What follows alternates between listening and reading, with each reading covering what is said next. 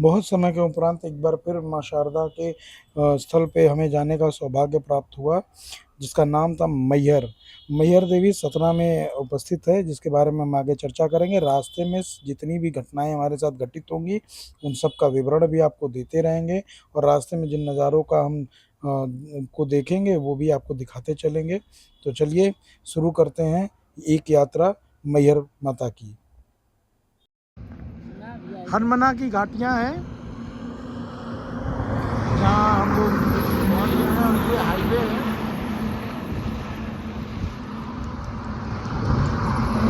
बहुत ही बढ़िया और विहंगम दृश्य है एकदम, मतलब नज़ारा तो ऐसा है कि पूछिए ही मत। 2:33 पे मैहर ठहरने का ये हमारा दूसरा पड़ाव हुआ। यहाँ पे नाश्ता करा जाएगा थोड़ा बहुत। अच्छा, यहाँ प्लान कैंसिल हो गया, यहाँ पे नाश्ता भी नहीं करा जाएगा क्योंकि ये जगह का नाम कटहा है, इस वजह से हम लोग यहाँ नहीं रुके। माता रानी के दर्शन करने जा रहे थे तो कटहा जगह पे नहीं रुके। हालांकि ये किसी धार्मिक की भावनाओं को हम आहत नहीं करना चाहते हैं। ये कटहा का मतलब यहाँ पे है, ये गांव का नाम कटहा है ना, तो इससे किसी की धार्मिक भावनाएं आहत ना हो, यही निवेदन है। फिर हम आगे बढ़ रहे हैं। दूसरा पड़ाव संजीव पटेल और राजीव पटेल, दो भाइयों के ढाबे का नाम, जिसका नाम है वैष्णो राज ढाबा फैमिली रेस्टोरेंट। यहाँ पे हम लोग आ गए हैं और देखते हैं कि यहाँ का कैसा व्यवस्था है और खान पान होगा, और जैसा भी रहेगा हम आपको आगे बताते चलेंगे। हमारे सभी कार्यकर्ता गण आगे बढ़ गए और देखते हैं सर्विस के लिए क्या है क्या नहीं है। ये दूसरा पड़ाव रहा हमारा। इससे पहले हम लोग थे रुके नहीं, और आपको पहाड़ियाँ और ये सब की झलकियाँ दिखाएंगे। रेस्टोरेंट अच्छा है, हवादार रेस्टोरेंट है। ग्लास की डिज़ाइनें भी हम आपको दिखा देते हैं। देखिए ऐसे रखा गया है, एकदम चांदी के ग्लास में पानी दिया जाएगा, ऐसा मैं बोलता। चांदी ही नहीं है, इसमें सोने का बॉर्डर भी लगा हुआ है, ये आप लोग देख सकते हैं। और सभी लोग बैठे हैं यहाँ पे, और इतनी दूर आने के बाद भी सफ़र में थकान का कुछ ऐसा नहीं हुआ। हमें होस्ट करने के लिए आ रहे हैं। नाम क्या है भैया आपका?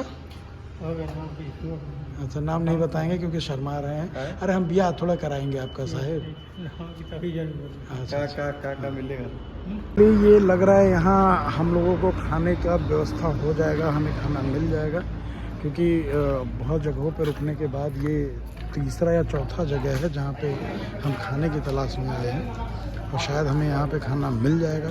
तो चलिए देखते हैं खाने में क्या मिलता है, मेन्यू में क्या है, और यहाँ पे लोग भी खाना खा रहे हैं, तो मुझे लग रहा है कि यहाँ खाना मिल जाएगा। आज हम आपको लेके चल रहे हैं सतना के एक ऐसे मंदिर में जिसमें आज भी माना जाता है कि उस मंदिर का सुबह कपाट खुलने से पहले ही उसमें पूजा की जा चुकी होती है, और उस मंदिर का नाम है माँ शारदा देवी मंदिर।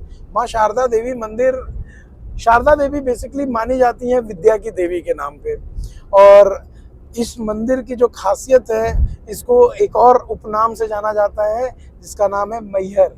मैहर नाम इसलिए पड़ा था क्योंकि एक बार एक कथा है जिसमें कि भगवान शंकर सती की बॉडी को लेकर के ट्रैवल कर रहे थे, भाग रहे थे, क्योंकि जलती हुई बॉडी को लेकर के भाग रहे थे। तो उस जलती हुई बॉडी की चिता को समाप्त करने के लिए प्रभु विष्णु ने अपने त्रिशूल, अपने चक्र से उसको 52 टुकड़ों में विभाजित किया था, और वो 52 टुकड़े पूरे भारत में जहाँ जहाँ गिरे वहाँ वहाँ एक शक्तिपीठ का निर्माण किया गया था। और ऐसे ही सतना में एक पर्वत है त्रिचूट पर्वत, और त्रिचूट पर्वत पे वहाँ वो माता सती का जो गले का हार गिरा था, और इसीलिए उसको उस समय बोला जाता था माई का हार। और माई का हार धीरे धीरे शब्दों का विभाजन होता गया, शब्द बदलते गए, लोग बदलते गए, और कथावलियाँ बदलती गईं, और माई का हार धीरे धीरे कब मैहर हो गया लोगों को पता ही नहीं चला। और ये जाना जाता है कि यहाँ पे एक सीमेंट की फैक्ट्री भी रही है जो कि काफ़ी विशाल रही है, और उस सीमेंट फैक्ट्री का नाम था मैहर सीमेंट फैक्ट्री। तो इस तरीके से ये अध्यात्म और आपके आधुनिकता दोनों को जोड़ता है ये जगह।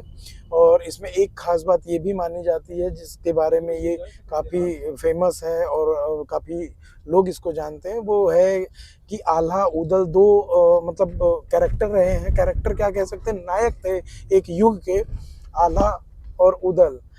और उन पात्रों ने ही ढूंढा था इस जंगल में आकर के इस मंदिर को, और उन्होंने ढूंढा था और सबसे पहले वो यहाँ पे पूजा करने आते हैं। आज भी माना जाता है कि वो आज भी इस जगह पे आकर के पूजा करते हैं, और किसी भी पुजारी और किसी भी साधु के पहले पूजा आल्हा और उदल करके जाते हैं। और आज भी जब भी रात में मंदिर को धुलने के बाद उसके कपाट को बंद कर दिया जाता है, और उसके बाद जैसे ही सुबह उस कपाट को फिर से खोला जाता है, ऐसा लोग कहते हैं, ऐसा लोगों ने देखा है कि वहाँ पे आज भी पुष्प और पूजा की जा चुकी होती है, पुष्प की अर्चना की जा चुकी होती है, मंदिर में पुष्प का चढ़ावा चढ़ाया जा चुका होता है। तो लोग आज भी ये मानते हैं कि यहाँ पे आल्हा और उदल दोनों भाई यहाँ आते हैं और पूजा करके जाते हैं। ऐसे भी और रोचक कहानियाँ वहाँ से जुड़ी हुई आपको बताएंगे, आपको सुनाएंगे। तब तक सफ़र का आनंद लेते हैं। आ गए हैं माँ शारदा देवी के मंदिर में, प्रसाद लेने के लिए जा रहे हैं लोग। यहाँ पे एक चीज़ तो जो हमें बहुत ख़राब दिखी वो यही थी कि ज़बरदस्ती का ये बताना कि यहाँ जाइए तो प्रसाद ले लीजिए, वो प्रसाद ले लीजिए।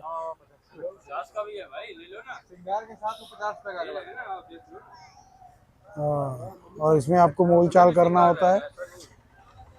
ईश्वर तो आपको नॉर्मल भी तरीके से मिल जाएगा, इसलिए आप ईश्वर को कैसे भी करके ले सकते हैं।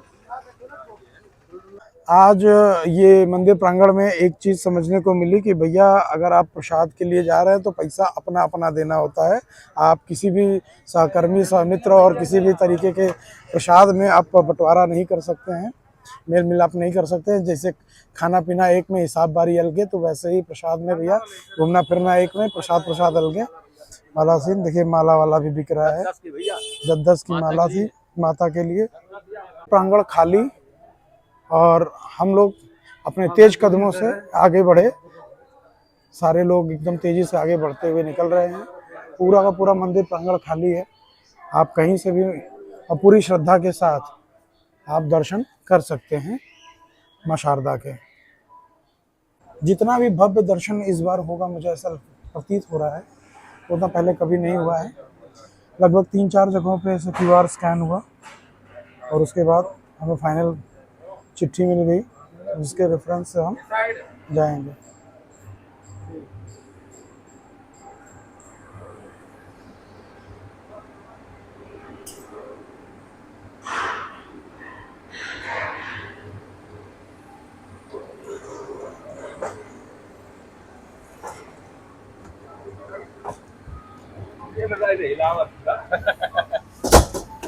फाइनली सभी लोग ऐसा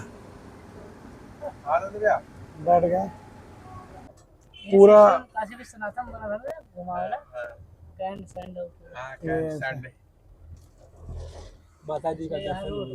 माता रानी की जय।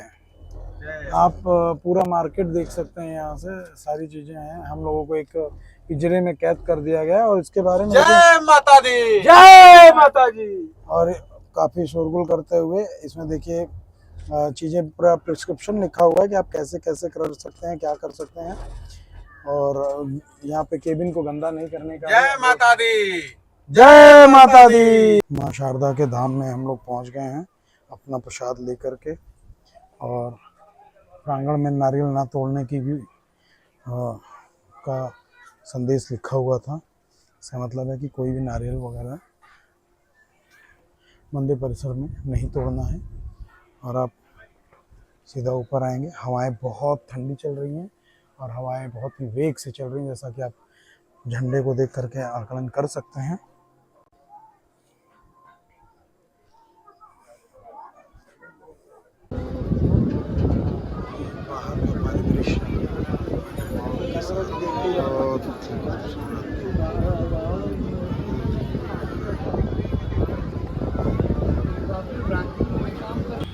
और इसी वाले चक्र पे लाद करके हम लोगों को फेंक दिया गया ज़मीन की निचाई पे, क्योंकि हम लोग बहुत ऊंचाई पे चले गए थे। ऊंचाई पे जाने का सबसे पहला और सिंपल मतलब यही होता है कि आपको दिन ढलते शाम को नीचे आना ही पड़ता है, इसलिए बहुत उड़ने का प्रयास न करें। ऐसा ही एक चक्कर आएगा, गोल चक्कर आएगा जो आपको उठा के पटक देगा।